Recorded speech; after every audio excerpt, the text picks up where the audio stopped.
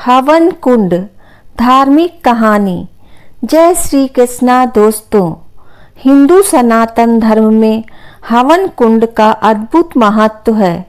हवन कुंड आहुतियों के लिए बनाया जाता है, लेकिन हवन कुंड की आहुतियों का उद्देश्य अलग अलग हो सकता है। धर्म के इनकी तथ्यों से यह धार्मिक कहानी हवन कुंड के महत्व को उजागर करेगी। प्राचीन काल में एक बहुत बड़ा राज्य था। उस राज्य में धन की निरंतर कमी बनी रहती थी।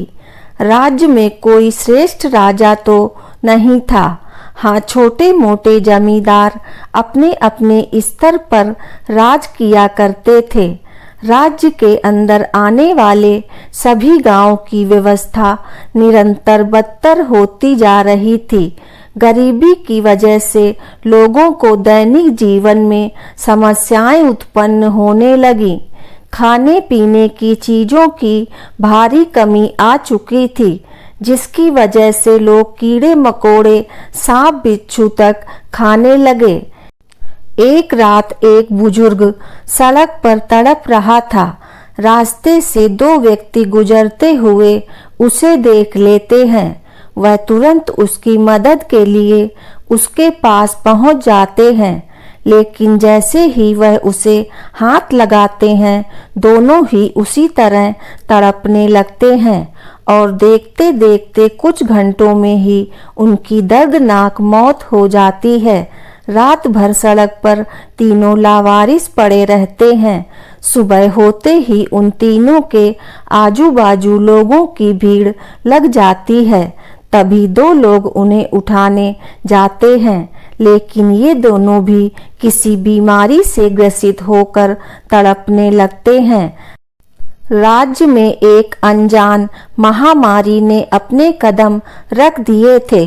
दोनों को तड़प कर मरते देख किसी की हिम्मत उनके पास जाने की नहीं होती। सभी घबरा कर इधर उधर भागने लगते हैं।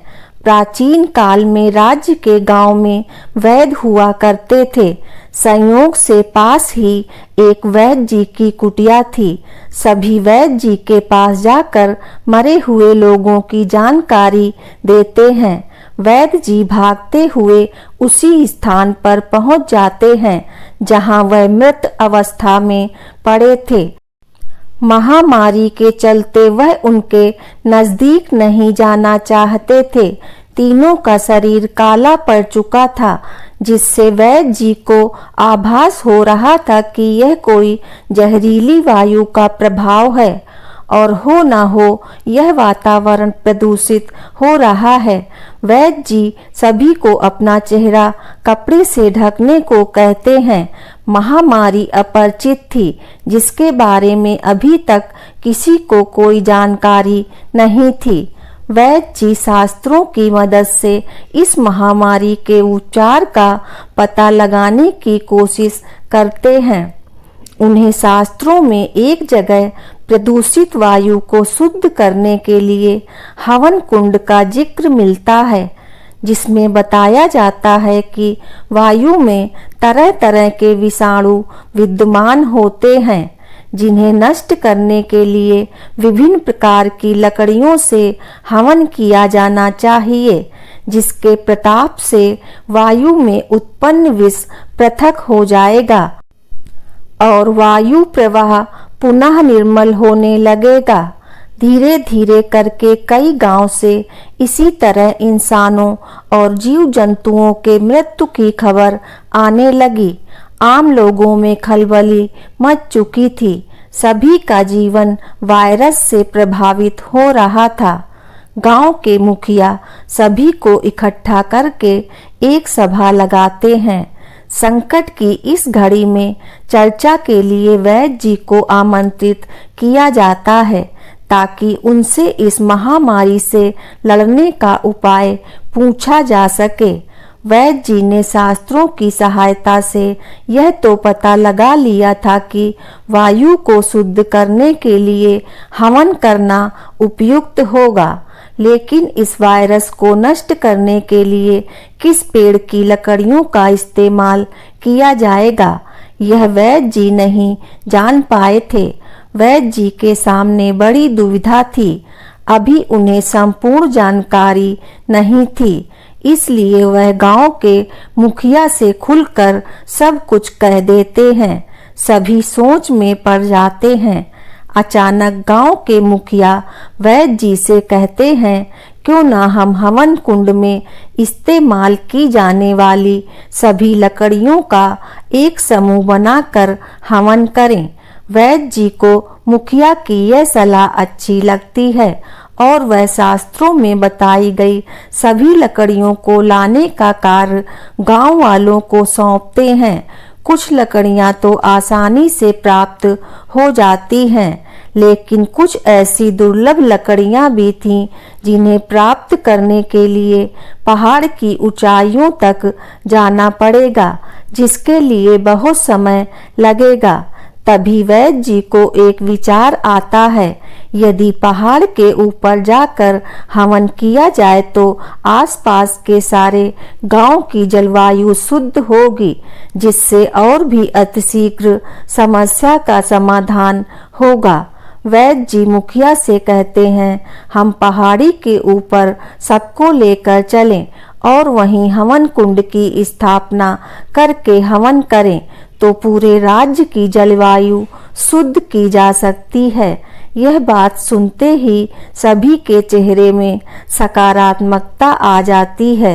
मुखिया तुरंत सभी से अपनी बैलगाड़ी तैयार करने को कहते हैं, ताकि बच्चों और बुजुर्गों को भी पहाड़ के ऊपर ले जाया जा सके। जैसे ही यह खबर फैलती है, आसपास के कई गांव के लोग बैलगाड़ियों की लंबी लंबी कतारें लगाकर पहाड़ के रास्ते चल देते हैं। पहाड़ के ऊपर पहुंचते ही एक विशाल गड्ढा खोदा जाता है, जिसके लिए कई लोगों की मेहनत लगती है और 12 घंटों के बाद एक हवन कुंड का निर्माण हो जाता है। गांव की आधी आबादी पहाड़ के ऊपर आ चुकी थी। सभी हवन कुंड की सामग्री इकट्ठा करने लगे थे, लेकिन लकड़ियां हवन कुंड में रखना एक चुनौतीपूर्ण कार्य था, क्योंकि हवन कुंड इतना विशाल था कि 5 हाथी भी समा जाएं। हवन कुंड के अंदर कई लोग उतरकर लकड़ियां व्यवस्थित रखने लगते हैं और जैसे ही कार्य पूर्ण हो जाता है तो वैद्य जी नीचे उतरकर कुछ मंत्रों के उच्चारण के साथ अग्नि प्रज्वलित कर देते हैं। कुछ ही क्षणों में आग का रूप विकराल हो जाता है और हवन कुंड की आग का धुआं धीरे धीरे वातावरण में फैलने लगता है। धुएं से लोगों को सांस लेने में परेशानी महसूस हो रही थी, लेकिन हवन कुंड का धुआं लोगों की श्वास नली को पवित्र कर रहा था। इस हवन कुंड की आग कई दिनों तक धधकती रहती है, जिससे राज्य के सभी गांव से महामारी का वायरस नष्ट हो जाता है। इतने बड़े संकट से मुक्त होते ही गांव वालों के चेहरे में खुशी आ जाती है। लोगों के सिर से मौत का खौफ खत्म हो जाता है। आज भी कई धार्मिक इतिहासों में आधुनिक बीमारियों से लड़ने की विधियां लिखी हुई हैं।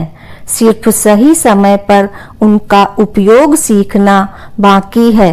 हवन कुंड के प्रताप से सभी को नया जीवन प्राप्त हो चुका था। जीव जंतु और मनुष्य सभी खुलकर हवा में सांस ले पा रहे थे।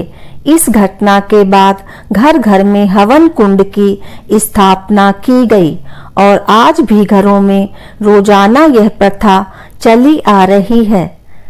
जय श्री कृष्णा। दोस्तों, आपको यह कहानी कैसी लगी कृपया कमेंट करके जरूर बताएं। वीडियो पसंद आया हो तो लाइक करें और आगे की ऐसी ही कथा कहानी एवं जानकारी को जानने के लिए चैनल को सब्सक्राइब अवश्य करें। धन्यवाद आपका।